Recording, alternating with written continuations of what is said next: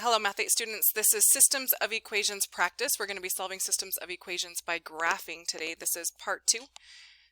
We have already solved many of these. We're just practicing focusing on those lines that are in standard form instead of slope-intercept form. So skipping ahead, in the last video I asked students to complete 12 and 13 for practice. So let's look at number 12 and 13 now. Starting with number 12. Y equals -8, that line is going to be a horizontal line that goes through the y-axis at -8. And based on that, I also am able to tell that no matter what, whenever I find this intersection, I'm going to be finding an x comma y. I know one thing is for sure, that y value is definitely going to be -8. Because the only place for them to intersect is when y is equal to -8, since that's the only value all the way through here. The next one, because in our last video I graphed the standard form line by finding the x and y intercepts, I'm going to practice a different method here. For 2x minus y equals 6, I'm going to go with our option 1 and try and get the y all by itself so that it's in slope-intercept form. So that was 2x minus y is equal to 6. Make sure your eyes are on the screen for this, even if you've already done it, because you can learn something new here. If I am trying to get y alone, that means I need to undo the things that have happened to it. So y, we have this 2x over here. I need to get rid of that by subtracting 2x. And whatever I do to one side, I do it to the other side. Remember, 2x minus 2x, that will zero out. Be careful. On the left-hand side, what is it that I have left? Is it just y? No, it's a -y, and so we do want to make sure that we're careful with that. So -y is equal to 6 minus 2x.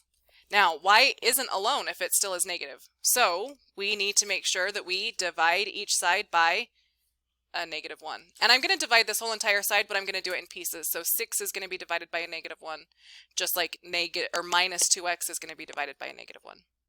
So a negative divided by a negative is going to turn that y into a positive y. 6 divided by -1 is -6, minus 2x divided by -1 is plus 2x. And so from there, we can now see the y-intercept of -6 and a slope of 2. So let's plot that. A y-intercept of -6 and a slope of 2 means I'm going to rise 2 and run 1. Repeating that a few times, rise 2, run 1. Rise 2, run 1. You can even, if you want to, fall 2 and go back 1.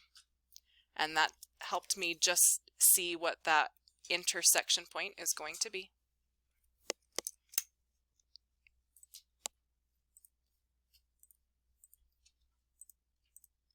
And it looks like they intersect here at this point.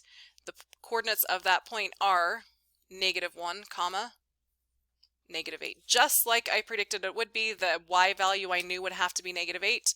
I found the x value that corresponds to that of -1. How'd you guys do on that? Thumbs up, thumbs sideways, thumbs down. Okay, thumbs sideways. Talk to me about some of the issues that you had. Sam? Instead of having it horizontal, I made it like a horizontal line. I made it up and down. Okay, so you got mixed up between y equals -8 and x equals -8. Okay, here's a good solution for that.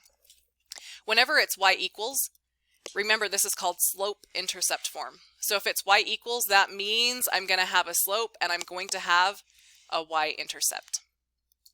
If you drew a perfectly vertical line, what is the slope of a perfectly vertical line? Undefined. And what is the y-intercept of a perfectly vertical line? It's never going to, right? And so that's kind of your clue, is remembering that if it's y equals, we will have a slope and an intercept. So thank you for sharing that mistake. Any other things that you would like to share? Those of you who gave me a thumb sideways. After seeing it, are you feeling any better? Okay, let's go over number 13 as well. I'm going to pause recording as students go over this one last time, maybe adjusting things that they learned in that last example. Let's make some adjustments. 13, we have 2 lines this time, 2 lines that are in standard form. So maybe try one, option 1, maybe try one, option 2, but let's get those graphed, discuss it with your groups, share your thoughts. We're going to pause recording. Ready, set, go. All right, students have had a chance to review in class, and now we're going to share together. Siley, get me started. Let's graph this first one, 4x minus 7y equals negative 14. What did you do in order to graph that line? So it sounds like you started by solving for y. You want to get it in slope-intercept form. Great. So we're going to subtract 4x. And subtracting 4x will zero out the 4x here, but we've got to balance it on each side. Siley, when I started subtracting 4x from each side, what am I left with over here on the left-hand side? Yep, good job catching that it was negative. Negative 7y is equal to, simplifies here to negative 14 minus 4x. What is my next step here? What am I going to do now? Danielle? Yep. If I divide this side by negative 7, it works out nice. That's going to divide out completely. I'm going to divide the whole entire side, but we're going to divide it in pieces. So we'll divide this by negative 7. We'll also divide the rest of the side by negative 7. And when I do that, I end up with y is equal to a negative 14 divided by negative 7 is a positive 2. Yeah, good catch. I did not catch that. Positive 2. And negative 4x divided by negative 7, fractions are friends. Is that going to divide nicely? No, so keep it the fraction 4/7 because now we have a rise and a run. And a negative divided by a negative is going to be a positive, so 4/7 of an x. Now we have a y-intercept, so y-intercept of 2. And we also have a slope with a rise of 4 and a run of 7. So from here, I rise 1, 2, 3, 4, and I run 1, 2, 3, 4, 5, 6, and 7. To repeat that, I'm going to go back to the y-intercept, and this time I'm going to fall 4 and go backwards 7. 1, 2, 3, 4, 5, 6, and 7. That creates 3 points that are all going to lie on that same line.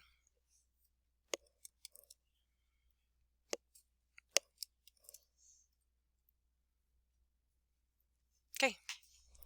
The next line, 2x minus y equals 8. Somebody else, a different table that's going to help me out this time. What are we going to do to graph this line? Brock, get me started. What option, or which way did you decide to solve? Or graph, I mean, sorry. So you like that solving for y again? Okay, we'll keep going with that then. Let's subtract that 2x from each side. Whatever I do to one side, we do it to the other side. This zeroes out. What am I left with now, Brock?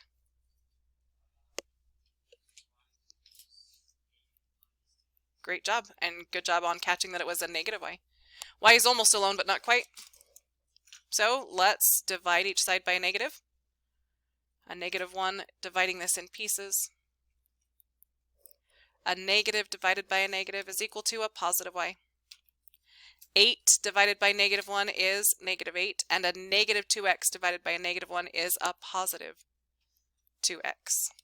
I now have a y-intercept, and I have my slope. So y-intercept of negative 8 and a slope of 2. So from here, I rise 2 and run 1 in the positive direction.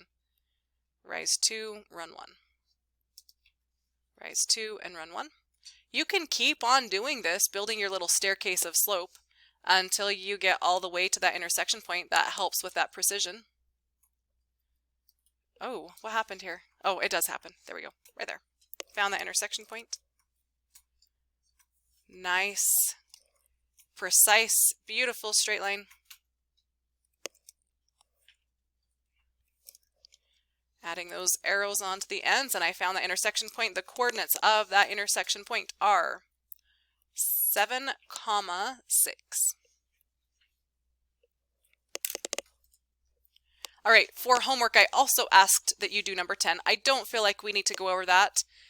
Will you quickly check in with your group, see if you guys all got the same answer? If you guys have a lot that are wrong, then we can go over it, but check in with your groups. Pause the recording now. All right. Number 14 is the next one we will do together. What do you notice about number 14? Look at it with your groups. What do you notice about those equations that we're going to be graphing. Okay, and what do you notice? I heard lots of students say it. Only one student's raising her hand. Sam, go ahead. How do you know that they're parallel?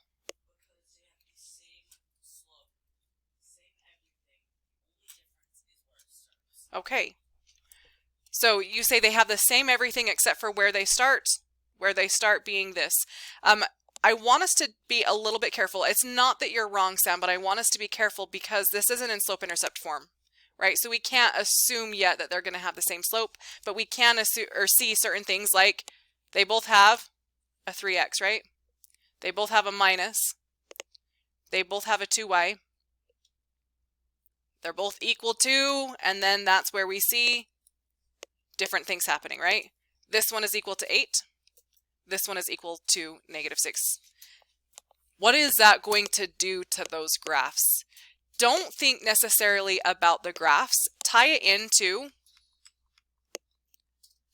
what did we do class last time when we solved these? Did you know right away that this was no solution? No, it was kind of disguised a little bit, right? You had to take a step in order to see that. Just like this. Maybe it's disguised, maybe it's not, but I wanted to discuss what can you assume about this based on just all the general knowledge that you have about solving equations, etc. Pause the recording as you think about this and students in class discuss. Ready, set, go. All right, and can 3x minus 2y be equal to 8 and equal to -6 at the same time? No. So this is what we call solving by inspection.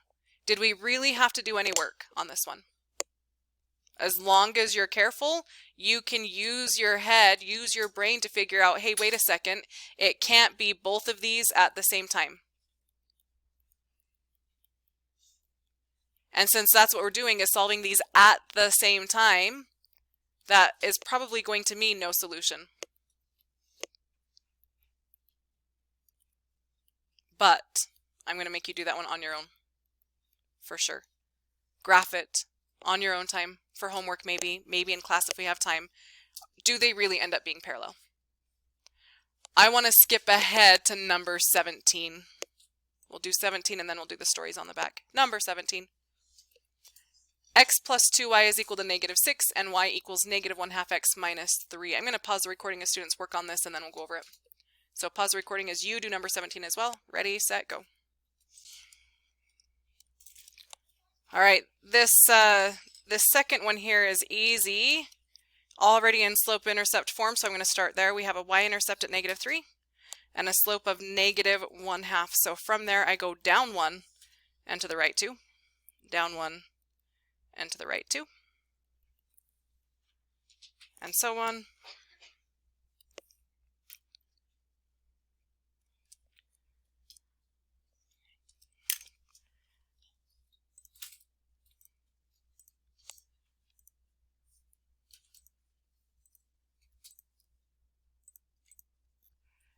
And the second line, we have x plus 2y, I forgot already, equals -6, equals -6. I'm just going to follow along with the same way that I saw most students doing this, and that is you solved for y. So we subtract x from each side. It's going to zero out here. It's going to leave me here with a 2y is equal to -6 minus x. Divide each side by 2. The whole side just divided in pieces. And we end up with y is equal to -6 divided by 2 is -3. And a -x divided by 2, what does that really mean? What am I left with? Yeah, -1/2 x. It is not 2x, it is 1/2 of an x. 1x divided by 2. And so we have a y-intercept of -3, let's graph that, and a slope of -1/2, let's graph that. And what do we see is happening? It ends up being the exact same line. Did you know that going into it? No, just like, let's tie it back in with our warm-up all the way back here. Did you know going in that this was going to be an infinite solutions problem? No, it was disguised. Ultimately, isn't it exactly the same on each side? Yeah. but it was disguised in the beginning. Just like this was disguised in the beginning as well. We didn't know that it was going to be infinite solutions because they looked different. But after a little bit of work, we saw, wait a second, that is the exact same line that we already graphed. So this is an example of infinite solutions. Where are those lines intersecting? Everywhere.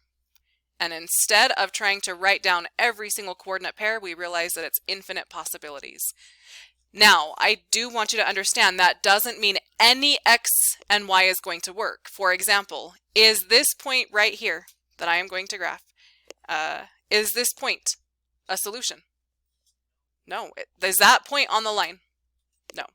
So it's not that any single x and y works, but along this line there are infinite x's and y's that do work, like this one that's not a crosshair point, this one that's not a crosshair point, this one that's not a crosshair point. All of these are possibilities. So there are still infinite possibilities that we do not want to list. Any point on that line. And now we run into some stories. You are expected to be able to do this with stories as well. And in order to be successful, we need to know how to write an equation from a story. I will give you a hint. When we write these equations are standard form equations. A lot of times, and you guys have had lots of practice writing equations from stories that are kind of presented to you in a slope-intercept form sort of way, like we're starting here and it's growing by this much. These ones are presented to us a little bit different, so we need to write them in standard form. I'm going to pause and let you guys experiment with that first, and then we can try it together. But try it with your groups first. I'm going to pause the recording. Ready, set, go. Students who did this in class really did very well. So I'm just going to kind of move forward knowing that they already know how to do this. Willie and Arjun are selling cookie dough for a school fundraiser. Customers can buy packages of sugar cookie dough and packages of chocolate chip cookie dough. Willie sold 4 packages of sugar cookie dough and 8 packages of chocolate chip cookie dough. I'm going to highlight that. That is one person's information. That is going to be one equation. Arjun sold 8 packages of sugar cookies and 5 packages of chocolate chip, and that was a total of $120. So we are going to have 2 separate equations. We're going to have an equation for Willie, and we're going to have an equation for Arjun. Willie's equation involves selling sugar cookie dough and chocolate chip cookie dough. A question that came up during the discussion is which one is the X and which one is the Y. I think for the most part you guys decided that the sugar cookie dough was going to be the X. How did you decide that? Yes, Daxton. Yeah, it came first, and I think that that's fair. Sugar cookie dough was mentioned first, so that'll be the X, and the chocolate chip cookie dough was mentioned second, so that is going to be the Y. So Willie sold 8 packages of sugar cookie dough, or 8X. Willie, sorry, I read that wrong. 4 packages of sugar cookie dough. Let me fix that. So that's 4X. And 8 packages of chocolate chip cookie dough, so that would be an additional, because it says and, 8Y. And that is equal to 148. Now Arjun. Arjun sold 8 packages of sugar cookie dough, so that would be 8X. And 5 packages of chocolate chip cookie dough, that's going to be 5Y. And the grand total for Arjun is $120. There's your 2 equations. Now that you've got your equations, can you graph them? Yeah. Yes, Maverick.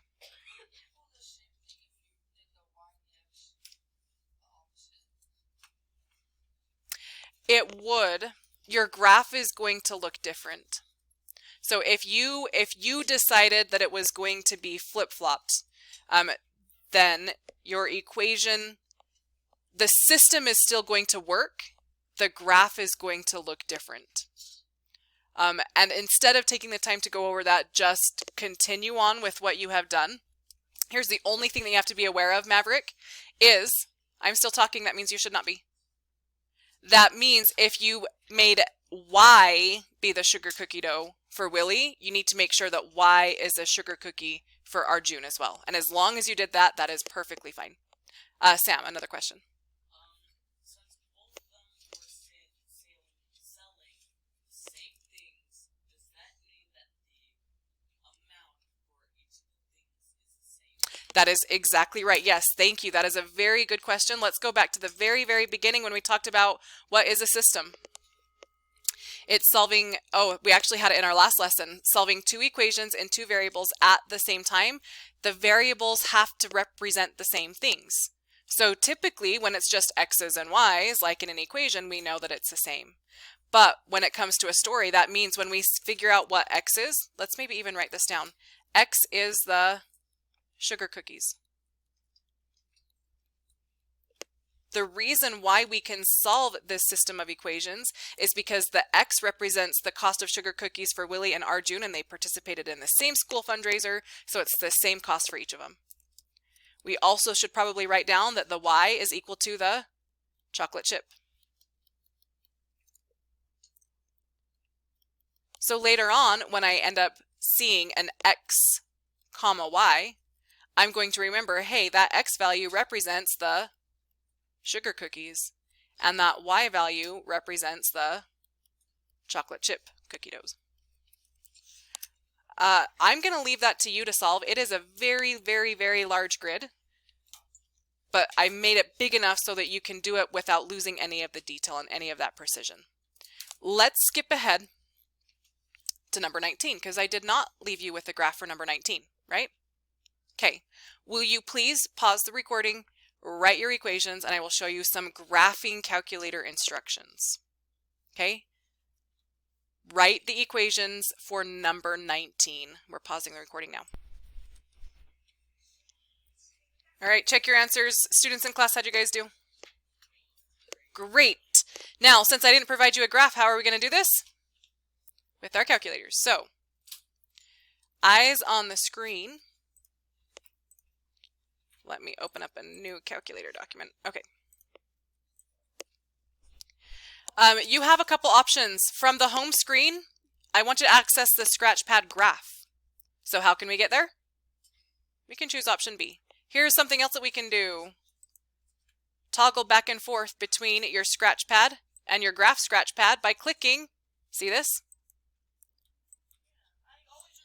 Yep, and now you know you just have to click it again and it will get you back. So here's the Scratch graph. Now, a couple of things. Eyes on the screen, this is really important. Do you see how your calculator shows f1x equals? Understand that f1x equals really just means y equals. We're going to talk about that in our next unit. Okay, but this just means y equals. Are our equations y equals equations? No. So the first thing we have to do is we have to change the format. So with me all together, we're going to go menu. Option 3 for graph entry edit. It is currently on function mode. Like I said, that's going to be our next unit. We need to change it to option 2, relation. And now we're expected to type in a relationship between x and y, and we have that relationship. We just wrote it down. James is 112 equals 8x plus 10y. So I'm going to type that in. 112 equals 8x plus 10y. I'm going to press enter, and it is going to graph it for me. It's all the way here in the corner, so we don't see much of it.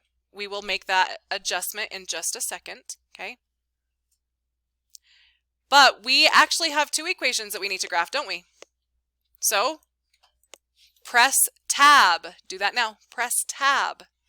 That will pull up another line, eyes on the screen. Do you see if I scroll up how the other one is already there? Now I'm not in, this was relationship 1. Now we're in relationship 2. So type in the second one. 65 is equal to 1x. And what is it? Plus 14y. Okay. I press enter, and how about that? It graphs it, right? Okay. Now we can't see much of the graph, so with me again, Menu, option 4 is we want to change the window so that we can actually see it better. Okay, so we're going to go to option 1, which is window settings. It says, what's the X minimum? It's currently at -10. Do we really need it to go all the way back to -10? No, let's maybe change it to just -1. What is the X max? It's set to 10, but remember how we didn't quite see far enough right? We want to see a little bit more. Let's maybe change that to 15. If we leave it scale auto, it's going to decide what to count by, and that's fine. You can also change it so it counts by 1s. You can scale it by 2s, whatever you want to scale it by.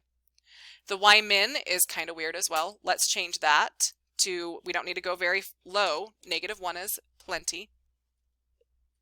We really don't even need to go very high. It went to 6 and we saw the intersection. Let's just change it maybe to 10 just to make it look a little bit neater.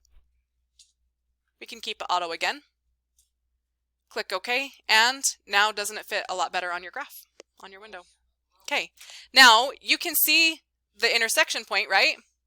But do you really want to try and have to count all of those coordinates to figure out what that is? No, so let's use our tools. With me, menu.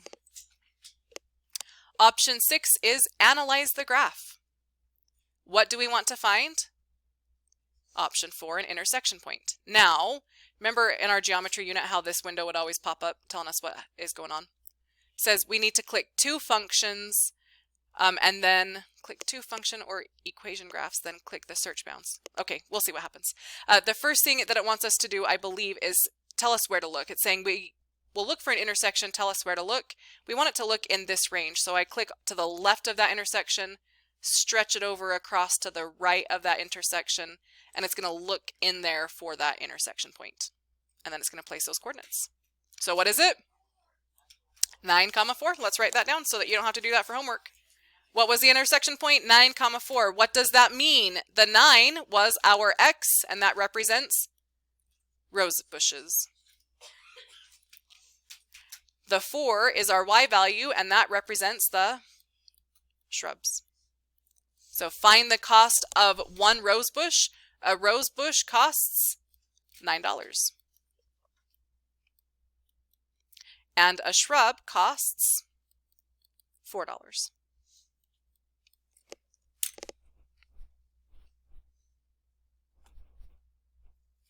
So that is it for today. We are out of time, so that is it for today. Anything not finished in class is homework. Thanks for watching, and we will see you next time.